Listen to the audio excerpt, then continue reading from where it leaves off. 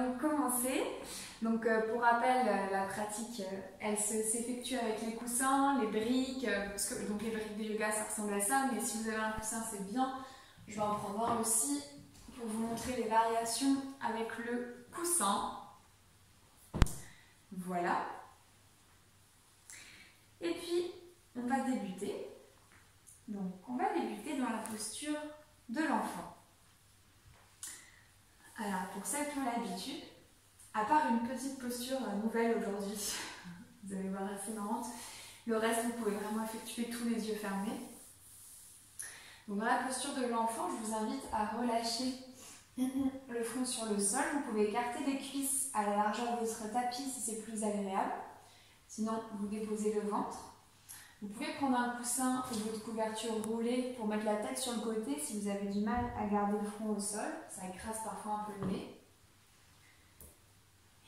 Et on vient simplement se déposer ici dans cette première posture.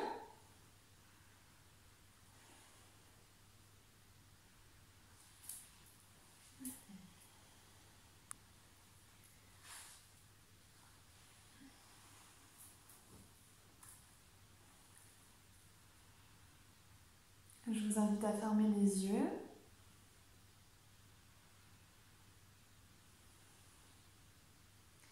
Et à tout de suite envoyer un message très fort à votre corps. Je suis parfaitement détendue et je suis parfaitement présente à mon corps relâché sur le sol.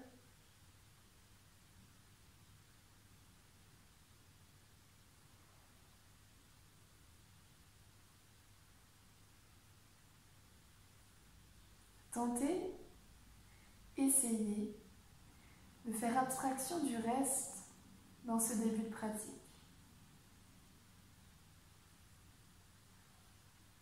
De laisser de côté tout le week-end, de laisser de côté les stimuli à l'extérieur de vous, les bruits,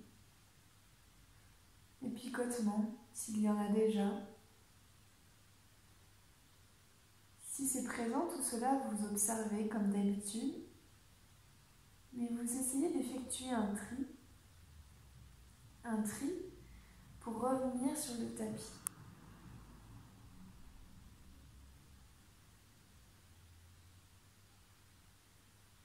Peut-être que vous sentez déjà par rapport à la semaine dernière que vous avez repris un peu le contact avec cette pratique,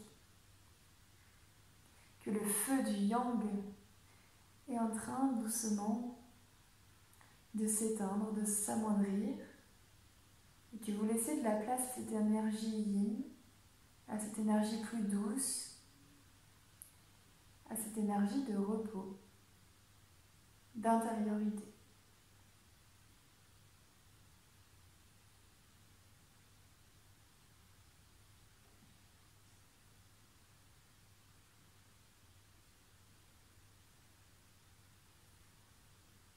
L'avantage dans cette posture, c'est que pour 90% des gens, elle est très agréable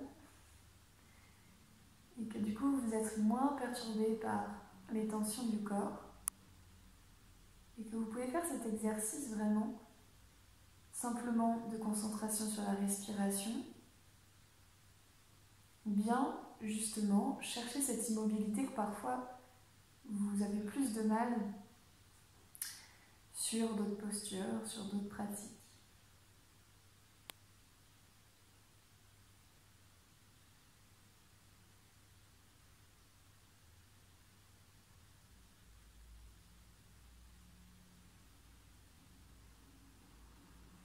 On est tellement bien ici qu'on aimerait passer tout le cours dans la posture de l'enfant. Mais plutôt que d'avoir une attitude passive, restez toujours alerte sur tout ce qui vient.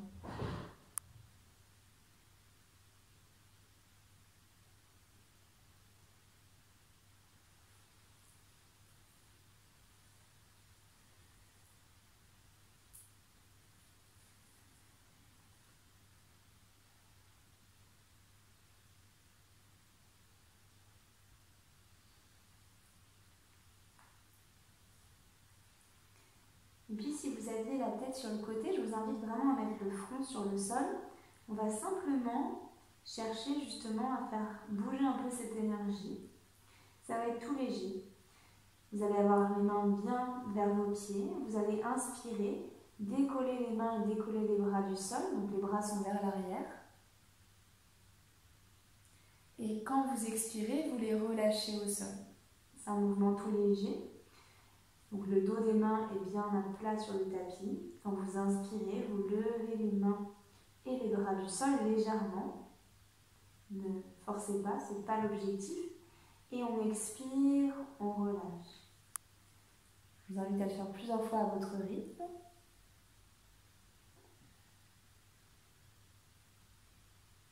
Les doigts des mains relâchés. C'est principalement les épaules, les triceps qui s'activent.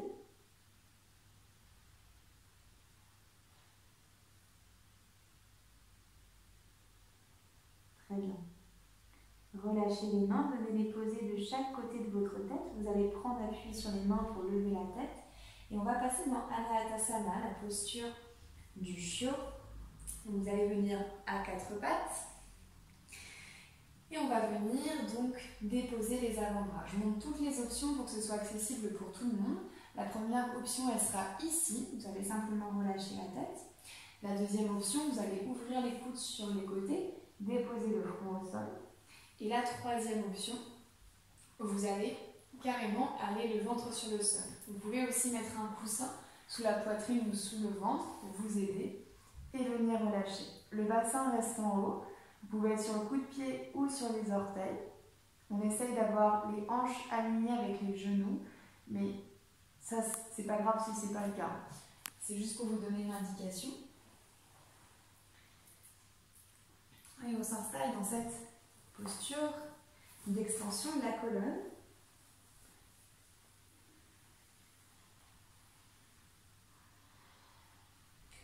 Si vous êtes plus à l'aise avec les coudes légèrement pliés, allez-y. L'idée, c'est vraiment un travail d'abord de la colonne, ensuite des bras.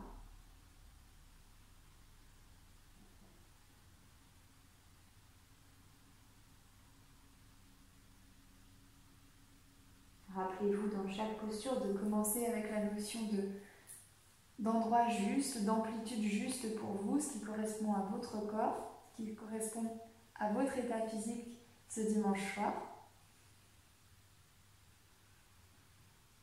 Et ensuite, quand vous êtes à l'aise, vous cherchez l'immobilité dans la durée.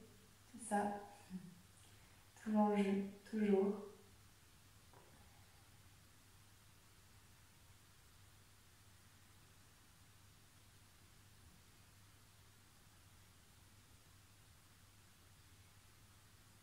Toujours au rythme de votre respiration, observez le corps qui se relâche vers le sol.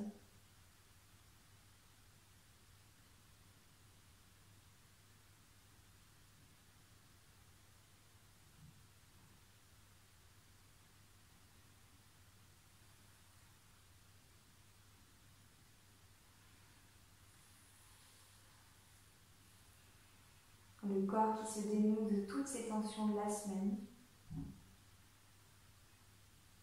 Votre corps qui, même dans l'immobilité, est capable de choses incroyables. Jamais vous n'auriez pensé rester des minutes dans cette position et pourtant vous le faites. Parfois même presque sans douleur, sans sensation, sans tension.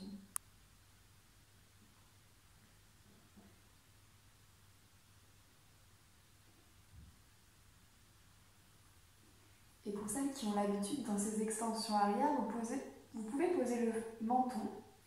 Et justement, ça vous permet plus facilement de jauger de cet espace yin ou yang. Est-ce que quand je pose le menton, ça y est, je suis dans une contraction, je viens trop engager? Ou est-ce que tout simplement mon corps est aussi disposé à pratiquer avec le menton au sol? C'est là où c'est intéressant. C'est pas spécialement pour accroître la difficulté, c'est plutôt pour ressentir où on en est avec cette posture.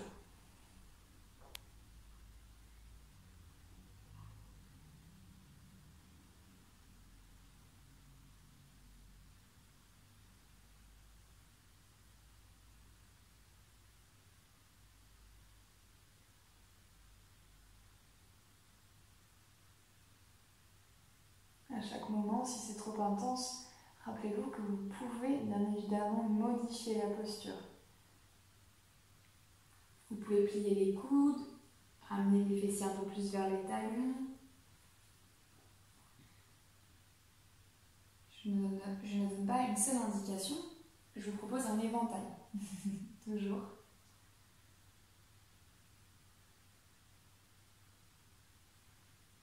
Okay. Ici, on va transiter dans une nouvelle posture. Donc, vous allez prendre appui sur vos coudes. Tout le monde va remonter sur les coudes, ça va être un peu plus simple. Mais on garde les fessiers en l'air.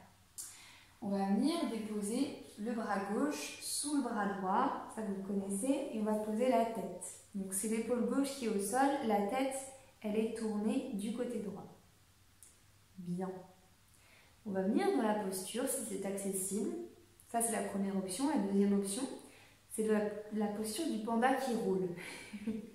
Donc on va venir tendre la jambe droite et poser le pied droit au sol. Donc vous tendez la jambe droite sur le côté droit. Le talon il n'est pas levé, le talon il est bien au sol. C'est là où je vous dis de regarder, sinon c'est compliqué.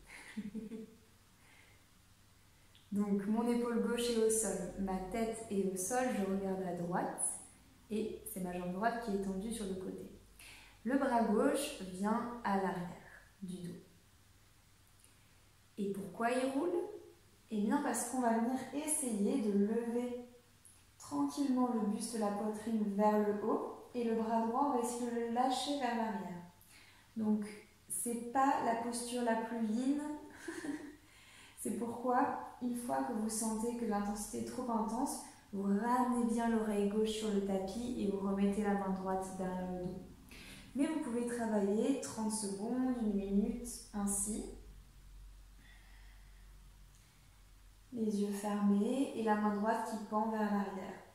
Je sais, c'est un peu spécial.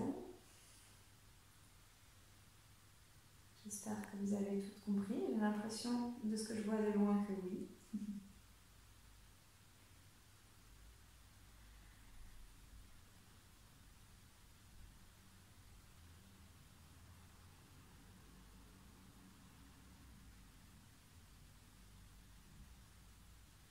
Ici, rapidement, vous pouvez sentir de la chaleur, des picotements. Rappelez-vous d'observer les espaces qui, eux, sont plus détendus. Et lorsque ça devient trop intense dans la main droite, on la ramène derrière le bas du dos. Éventuellement, vous pouvez déjà revenir à 4 pattes, si vous sentez que tendre la jambe droite, ça devient trop fort.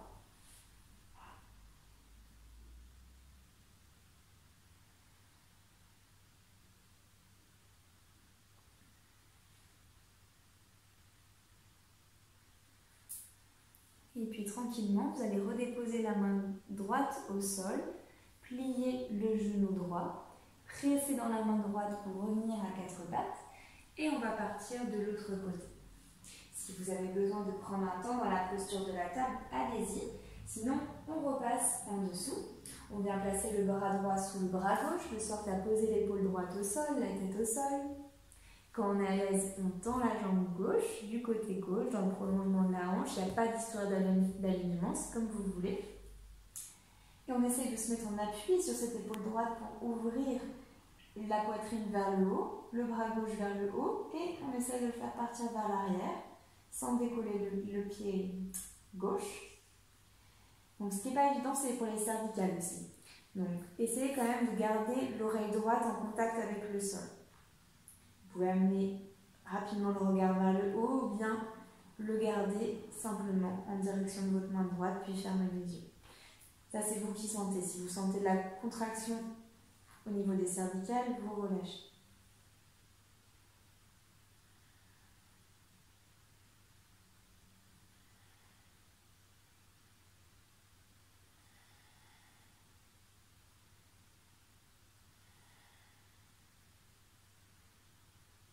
Vous sentez que le bras gauche commence un peu à s'ankyloser, mais vous pouvez rester longtemps dans la posture. Et si vous sentez que c'est compliqué, vous amenez la main gauche derrière le dos.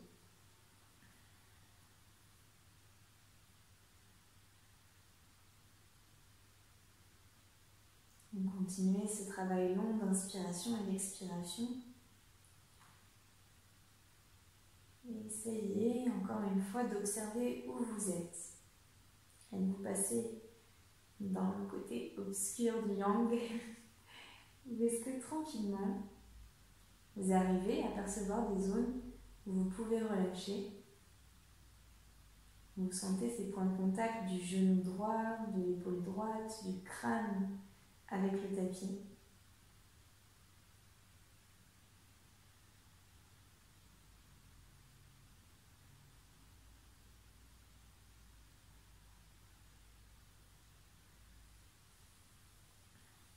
Et tranquillement, on va inspirer.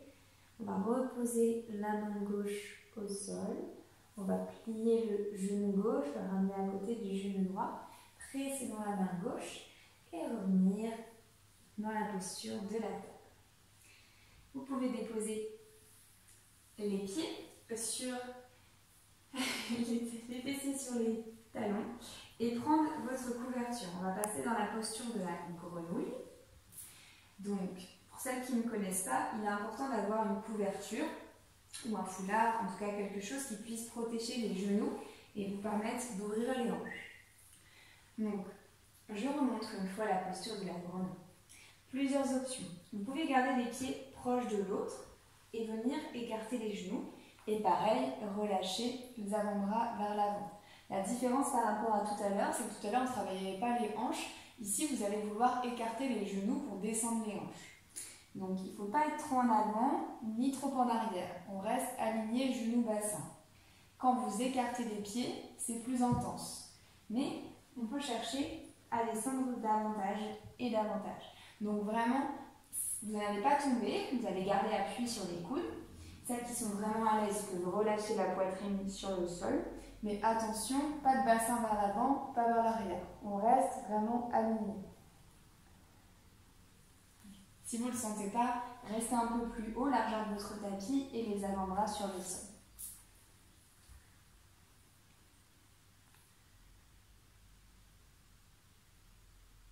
Ça m'a l'air bien pour tout le monde.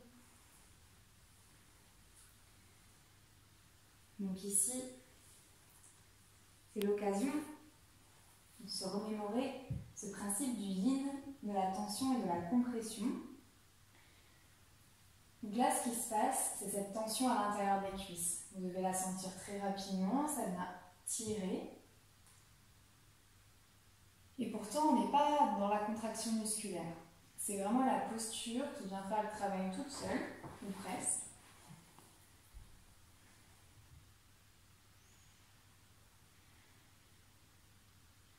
On peut sentir aussi une tension à la base des lombaires, vraiment dans le bas du dos.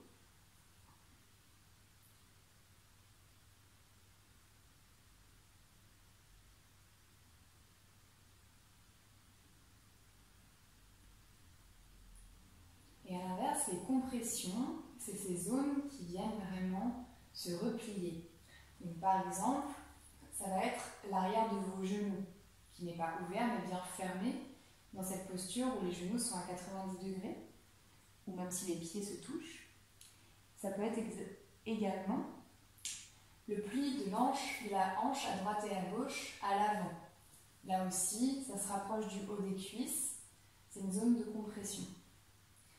Donc, vous pouvez observer dans chaque posture et réfléchir où est-ce que ça se tend, où est-ce que ça se comprime. Ça vous donne des informations aussi sur ce que vous devez ressentir.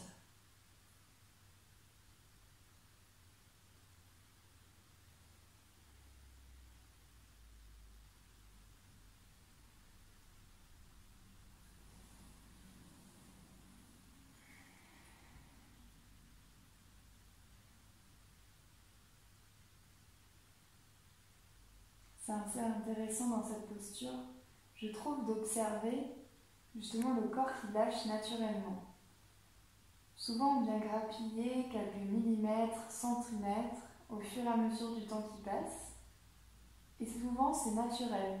C'est vraiment les genoux qui s'écartent sans qu'on cherche quoi que ce soit. Ça montre cette capacité du corps à s'étirer.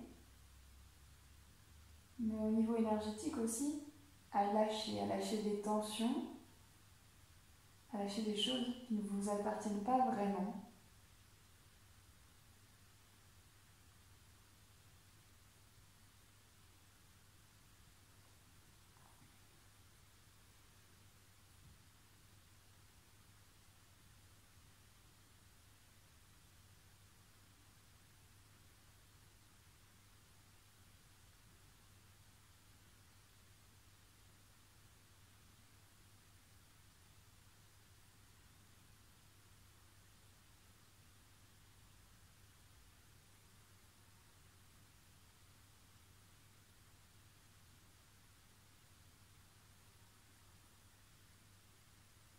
Encore une fois, écoutez vos corps, ajustez si vous sentez que c'est trop intense.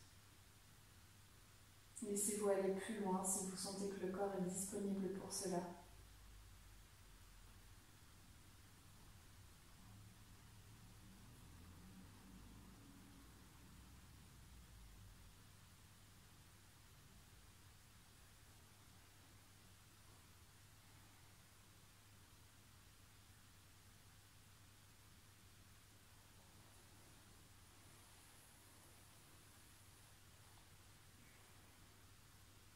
Et doucement, on va prendre appui sur les mains si on mettait le ventre au sol pour se redresser.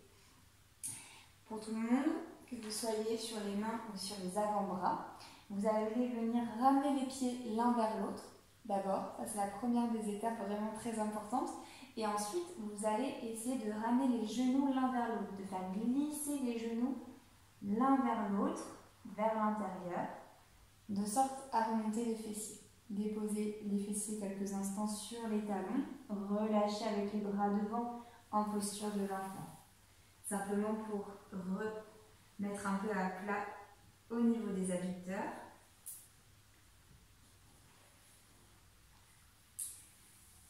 Et vous pouvez vous redresser, décaler les pieds d'un côté ou de l'autre et venez vous installer sur les fessiers.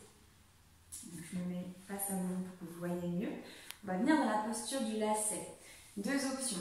Première des options, on met le genou droit au-dessus du genou gauche et on tend la jambe gauche. C'est une histoire de hanche. Je sais que tout le monde n'a pas le double lacet. Donc vous pouvez faire ça et vous allez chercher l'extension vers l'avant. Vous pouvez prendre votre coussin pour relâcher. Vous pouvez le mettre au-dessus même et relâcher.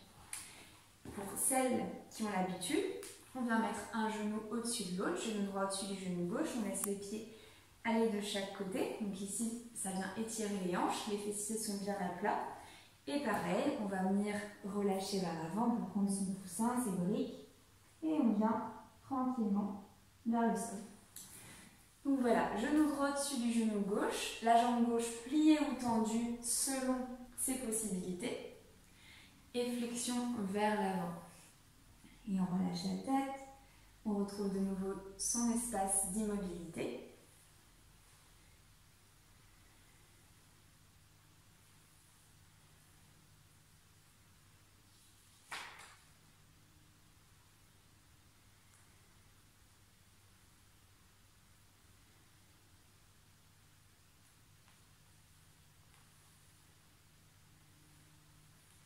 Donc, dans cette posture, on vient stimuler les hanches, les genoux, bien évidemment.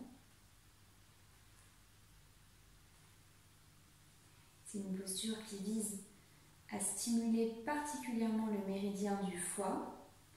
Pour celles qui ne le savent pas encore, ici, on vient travailler sur les canaux énergétiques. Et notamment, ici, celui du foie. Qu'est-ce que ça veut dire?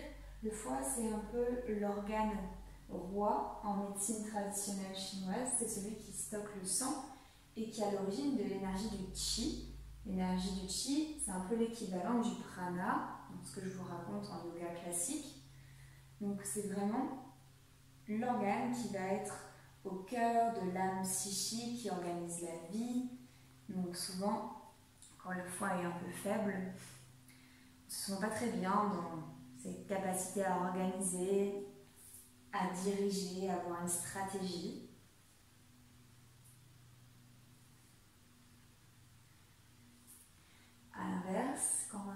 excès, notamment de contrôle, le foie peut être aussi incriminé. Je dis ça, je dis rien pour moi, et surtout pour d'autres personnes.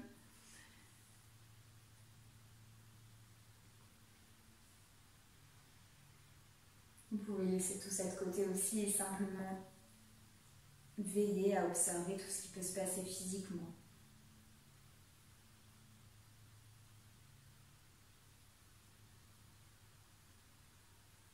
Les muscles qui se relâchent, mais aussi tout ce qui est un peu plus subtil qui vient souvent quand on travaille d'un point de vue plus énergétique. Les petits tremblements, les picotements, le chaud et le froid.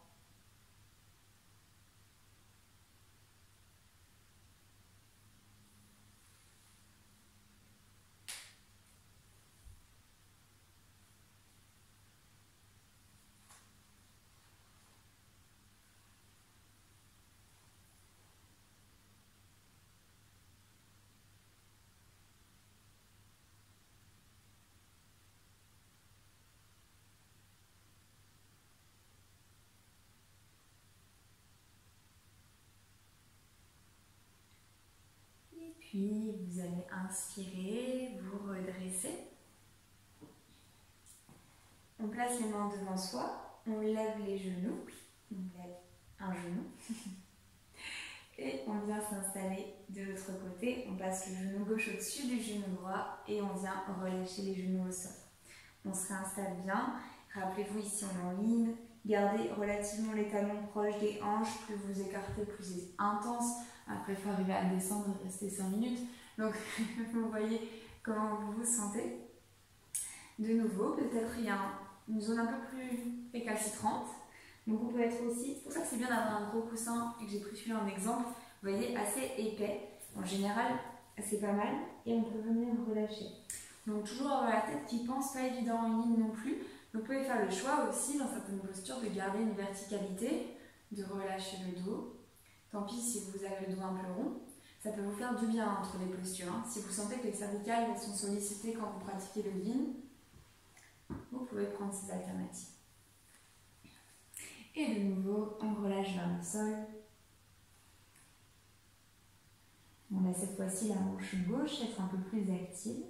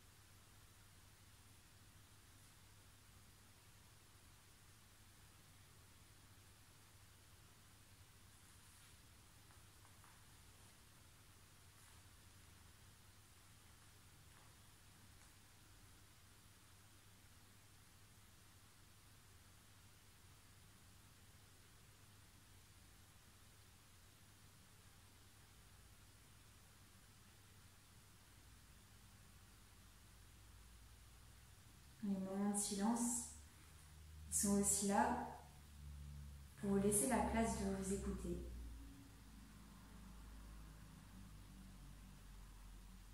Si vous avez l'habitude dans votre vie quotidienne d'écrire, je vous invite à noter si jamais il se passe des choses dans les cours ou des informations qui peuvent être liées au yoga ou dans votre vie plus généralement, voir si ces informations peuvent ressortir et si c'est le cas, de venir les noter. De laisser une trace aussi à cette pratique qui est d'abord une introspection, un espace d'écoute, parfois simplement un espace de repos, cela dépend. Mais si vous avez tendance à avoir beaucoup de pensées et parfois à avoir ce temps que vous ne prenez pas pour faire le point sur des choses durant la pratique, ça peut être aussi un bon exercice rien d'obligatoire.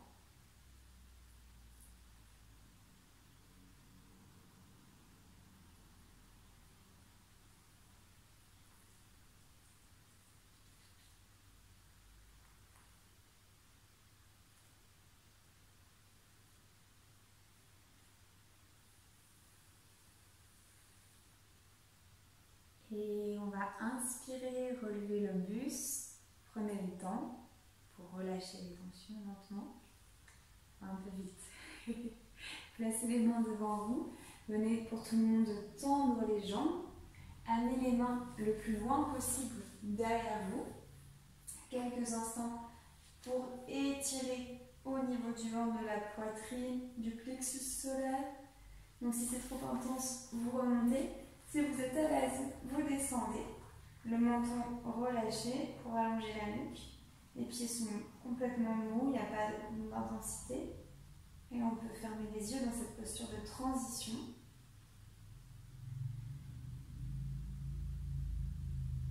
On relâche bien le bassin. On sent l'activation dans les coudes, surtout, dans les mains aussi, peut-être les épaules.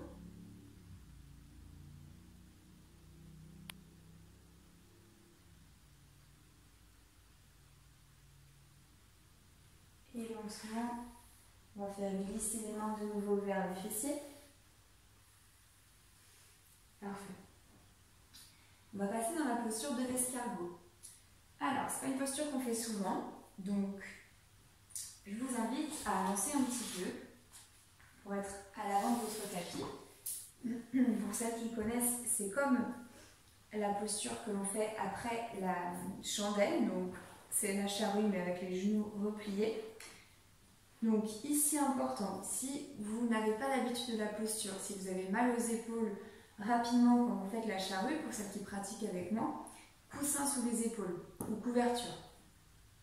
Ça c'est important. Deuxième chose, ça peut être la couverture plutôt d'ailleurs sous les épaules, donc je vais bien vous montrer. Et ça peut être un coussin plus loin pour les pieds. Je vais vous montrer pour que vous fassiez ça en douceur. Donc on vient placer les épaules sur la couverture. Donc comme d'habitude, on essaye de ne pas balancer les jambes d'un coup. Et on va venir placer, pourquoi pas, les pieds sur le coussin et relâcher les genoux de chaque côté des oreilles. Donc, ce n'est pas forcément la posture la plus agréable, on ne va pas rester 10 minutes. Mais surtout, n'hésitez pas à prendre des supports pour être plus à l'aise. Sauf si vraiment, ce n'est pas quelque chose qui vous crée des douleurs quelconques. Mais souvent, quand même, ça tire un petit peu dans les cervicales, cette posture. Donc, n'hésitez pas à mettre la couverture, donc pas sous le cou, vraiment au niveau de vos épaules. Donc après, vous relâchez totalement au niveau des bras. Pas de pression aucune à ce niveau-là.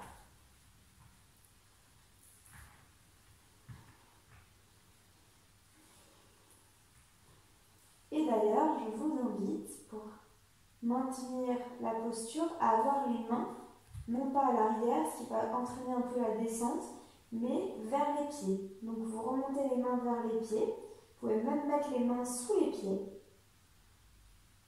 Le dos de la main est face au tapis. Vous avez la tête entre les genoux. Le menton bien rentré. Et on reste ici dans la posture de l'escargot quelques minutes. Si c'est trop intense, vous mettez les mains dans le bas du dos. Si c'est trop intense, vous relâchez vers le sol lentement et vous vous mettez en posture de Shavasana. Intéressant aussi d'observer dans la posture de l'escargot les différences avec la pratique classique.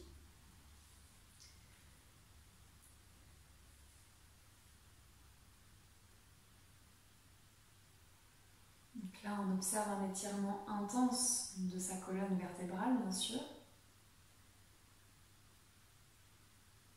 mais aussi de l'arrière des cuisses, au niveau des ischio-jambiers.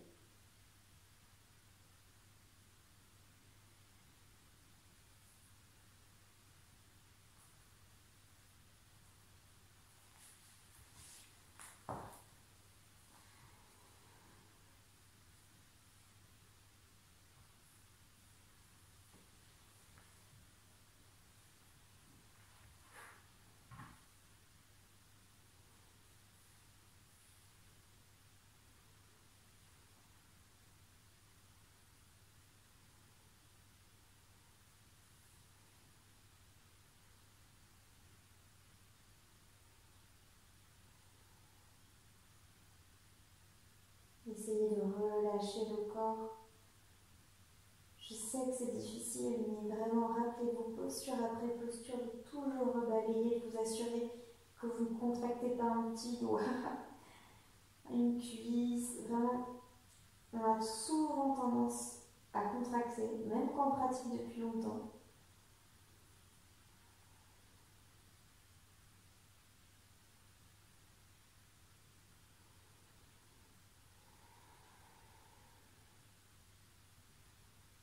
Et puis pour tout le monde, on va mettre les mains dans le bas du dos. Et on va laisser dérouler la colonne vertèbre par vertèbre. Vous allez faire comme dans la posture en hatha classique. Vous allez venir rapprocher les pieds des fessiers et laisser les mains glisser de chaque côté des hanches pour venir dérouler la colonne lentement. Gardez les jambes tendues quelques instants vers le haut, les bras en croix. Donc de chaque côté si vous avez la place, sinon vous mettez les bras en cactus, vous repliez les coudes à 90 degrés. Puis vous allez plier les genoux. Ici, je veux que vous décaliez les fessiers sur votre gauche, légèrement, avant de faire tomber les genoux pour la torsion. En fait, pour beaucoup, je l'ai constaté aussi là récemment, on laisse tomber les genoux sur la droite, alors que si on décale un peu plus les fessiers avant de laisser tomber les genoux, on est beaucoup plus dans une torsion alignée, dans le sens où vous avez vraiment le bassin et le dos plus alignés. Donc, une torsion plus importante. Les épaules sont toujours sur le sol, vous relâchez la tête à gauche.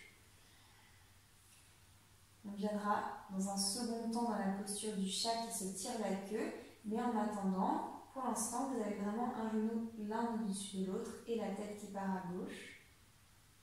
Et vous laissez votre colonne se relâcher.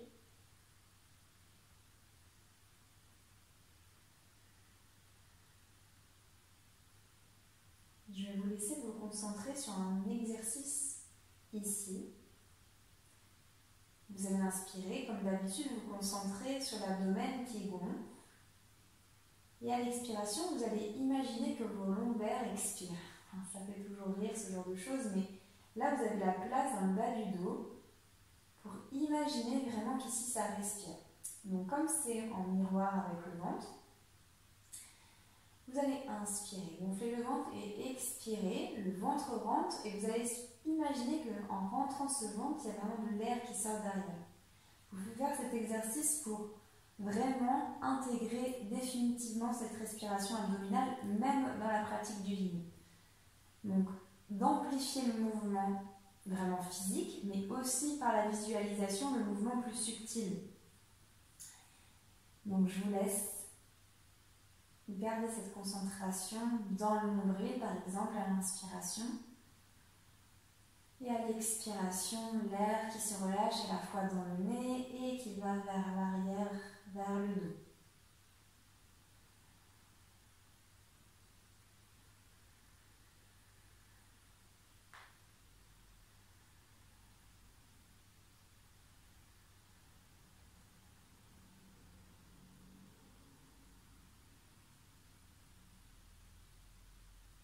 Encore quelques instants à se concentrer, à peut-être observer du coup l'amplitude de la respiration qui augmente. Ça, c'est ce qu'on cherche dans n'importe quelle pratique.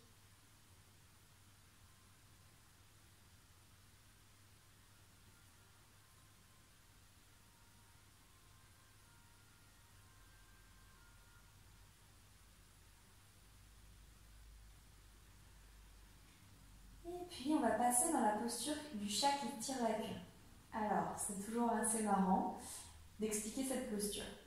Donc, vous avez le genou gauche actuellement qui est au-dessus du genou droit. Avec la main gauche, vous allez chercher à attraper votre pied droit. Voilà, ça c'est l'information principale que je peux donner. Avec la main gauche, on cherche à attraper le pied droit. Donc en fait, ce qui se passe, c'est que naturellement, le genou droit glisse sous le genou gauche et le pied droit se rapproche des fessiers. Ce qui est important, c'est que les épaules restent au sol. Donc c'est pareil, mais toujours en torsion, la tête est à gauche. Et donc c'est bien le pied gauche qui est dans la main, le pied droit, pardon, si je me raconte des bêtises, ça va pas. Le pied droit qui est dans la main gauche. Donc plus vous attrapez vraiment ce pied, voire même la cheville pour celles qui sont à l'aise, plus le quadriceps, donc le grand muscle de la cuisse droite s'étire. Et donc la tête continue à rester vers la gauche. Une fois ces indications données, vous trouvez de nouveau l'espace intérieur du silence et de l'immobilité. Bien, vous avez compris.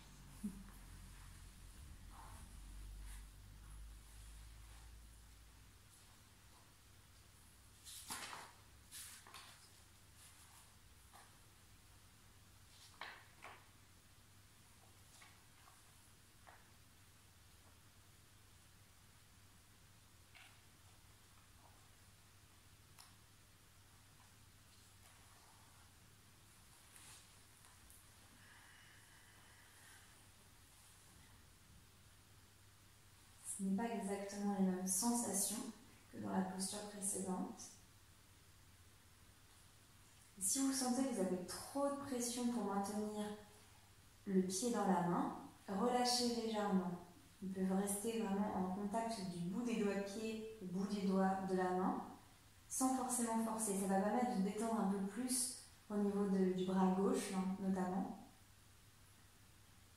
Pas besoin de forcer.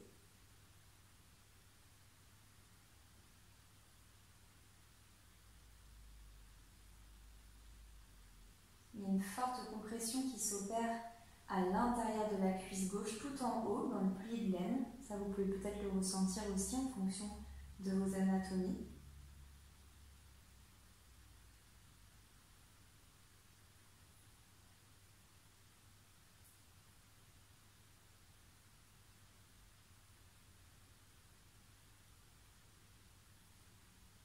Et on va venir inspirer, relâcher le pied droit, ramener le pied droit dans l'axe de sorte à avoir les deux genoux de nouveau l'un vers l'autre.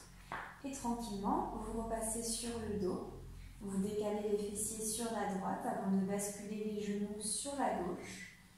Pareil, on retrouve tranquillement sa position. Donc si les genoux ne sont pas au sol, c'est pas grave, Vous avez l'intention d'avoir les genoux vers la gauche, ils ne touchent pas le sol parce que la torsion, elle n'est pas encore prête à être dans cette intensité. Vous avez simplement les pieds au sol et la tête qui se tourne dans le sens opposé. Donc ça, vous voyez bien ce qui vous convient. Et de nouveau, immobilité ici.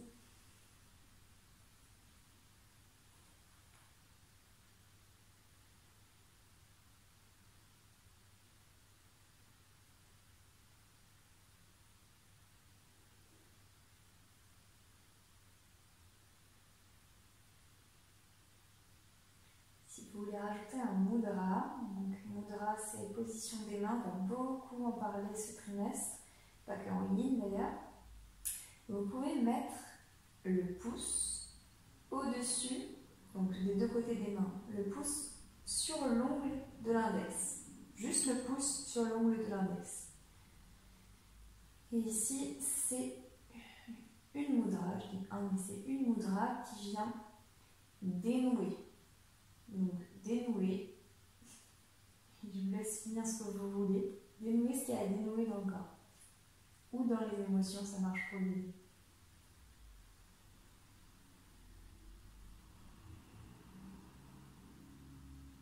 Il y a juste une légère pression de l'ongle contre le pouce, de l'ongle de l'index contre le pouce.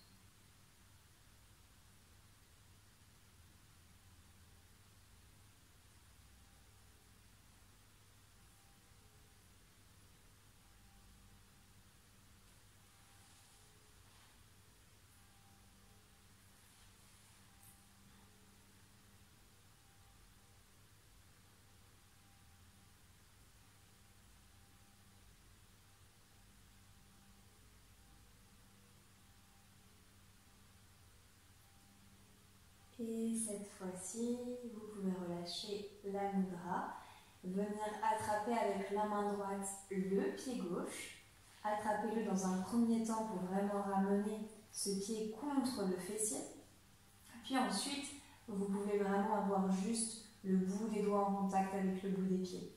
C'est vraiment plus relaxant. Alors je sais que pour certaines personnes, c'est impossible d'attraper le pied. Donc je donne vraiment les options. Le pied peut être beaucoup plus éloigné des fessiers, mais il est passé sous le genou droit, le genou gauche, et vous avez cette intention de ramener le pied vers les fessiers. Voilà, donc si on est suffisamment à l'aise, on attrape simplement le bout pour quand même avoir l'épaule droite relâchée vers le sol. Et de nouveau, la tête à droite, dans le sens opposé, pour cette dernière posture avant notre Shavasana.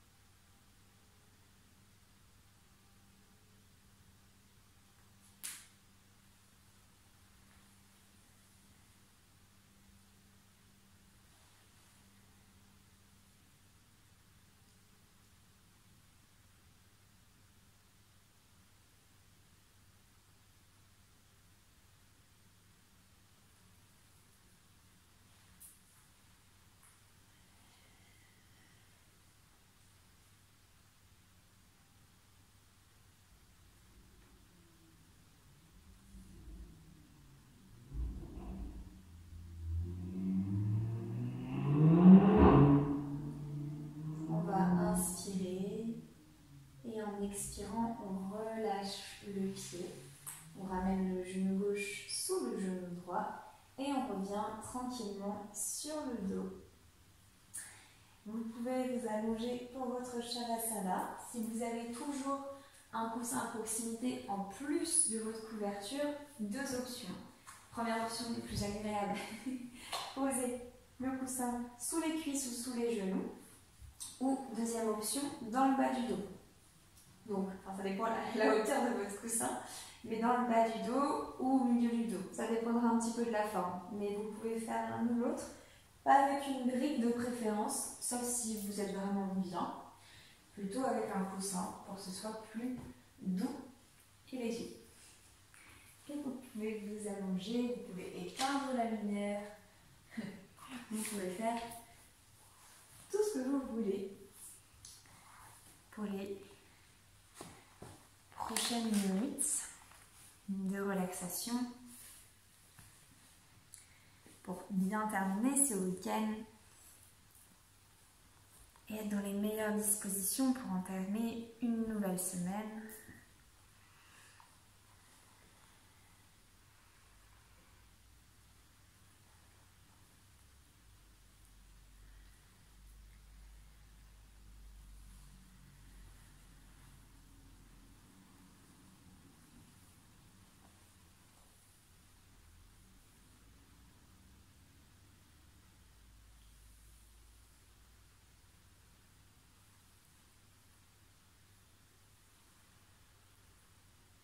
Et je vais juste vous demander de porter votre attention au centre de la poitrine. Donc là vraiment dans l'espace entre vos seins, juste légèrement au-dessus et à droite. Je sais, le cœur est à gauche, mais on dit qu'il y a une toute petite partie qui va vers la droite et qui serait vraiment la première partie qui se construirait à la naissance. Alors fait scientifique ou tradition, je ne sais pas exactement, mais c'est ce qu'on m'a raconté. Donc si ça vous plaît cette petite histoire, vous pouvez vous mettre à cet espace-là, mais l'espace de la poitrine en général sera agréable pour cette relaxation. Et non pas cet espace pour venir simplement réfléchir à l'amour ou à la gratitude, mais à cet espace comme le creux de votre âme, de ce que vous êtes au plus profond de vous.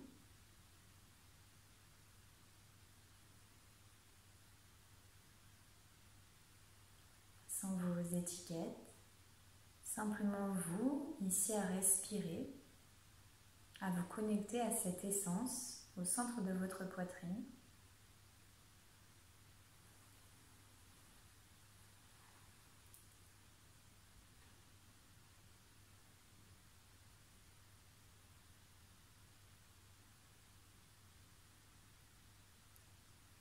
Je vous invite à inspirer, à expirer par cette zone. Et j'ai décidé ce soir de reprendre le chant des mantras avec vous et vous laisser porter par le Gayatri Mantra. Donc pour celles qui ne le savent pas, il s'agit de phrases sacrées chantées. Ici, le Gayatri Mantra, il invite justement à trouver cet espace de l'âme, à ce qu'on appelle le divin, mais vous pouvez mettre un autre terme, en nous. Pensez justement à cette âme, à votre âme, et laissez-vous simplement porter en cherchant à rester connecté à cet espace. Que ça vous paraisse loin, perché, ou que ça vous parle, je vous invite à continuer votre cycle de respiration. Je vous traduis rapidement le mantra pour que cela vous donne plus de compréhension. Toi, à la place du toi, vous pouvez mettre mon âme, source de lumière et de joie, celle qui soutient, protège, disperse, force et joie, en flamme inspire, allure, allume ma présence, pour que toi et moi puissions posséder toutes les qualités d'une vie magnifique et réussie. Un peu comme si on chantait une louange à son âme.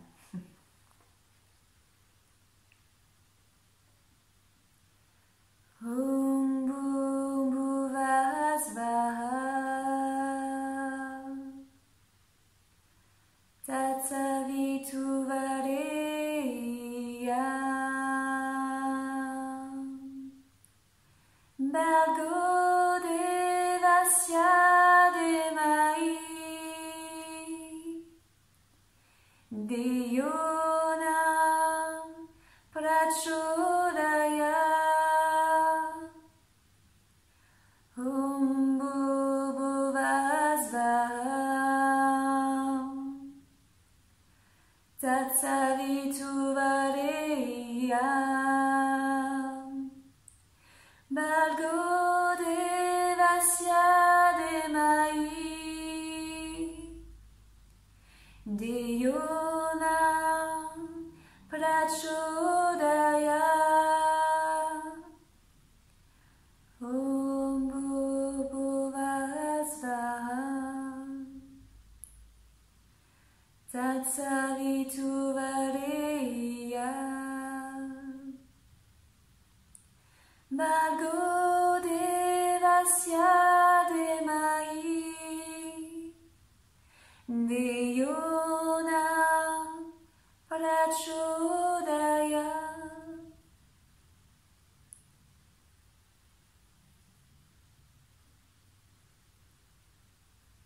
Om Bhuvah Svaha.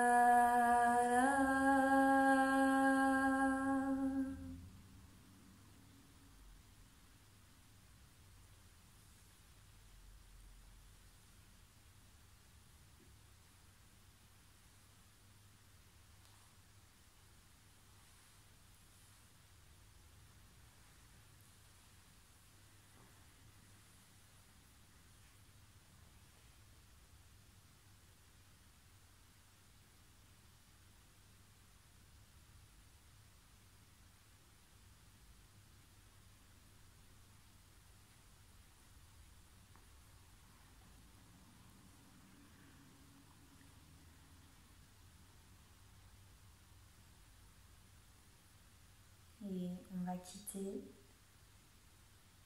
cette connexion qu'on avait avec la poitrine pour revenir dans l'amplitude de sa respiration, du ventre jusqu'au nez, du nez jusqu'au ventre.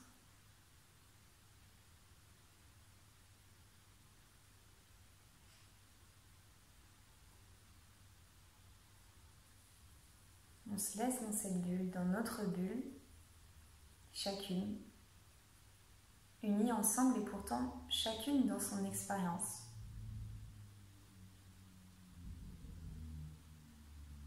Je vous invite à vous laisser le temps qu'il vous faut de faire tous ces petits mouvements, toutes ces choses que vous aimez faire ou qui s'offre à vous à la fin des pratiques de yoga.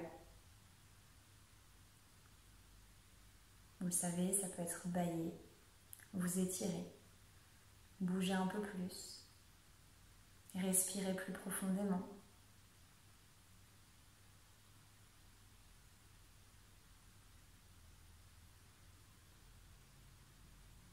Quand vous sentez que c'est juste, vous pouvez vous déplacer du côté droit dans la posture du fœtus, les genoux pliés en direction de la poitrine, la tête sur le côté, les bras positionnés pour vous laisser légèrement de l'espace.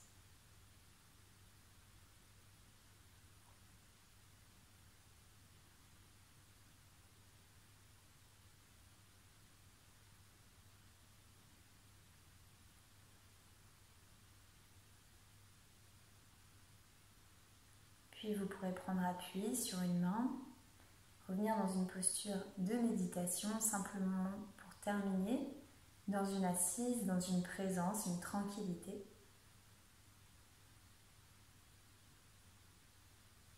C'est souvent dans cet instant que vous avez la plus grande acuité pour vraiment vous concentrer, vous laisser bercer par une méditation non guidée.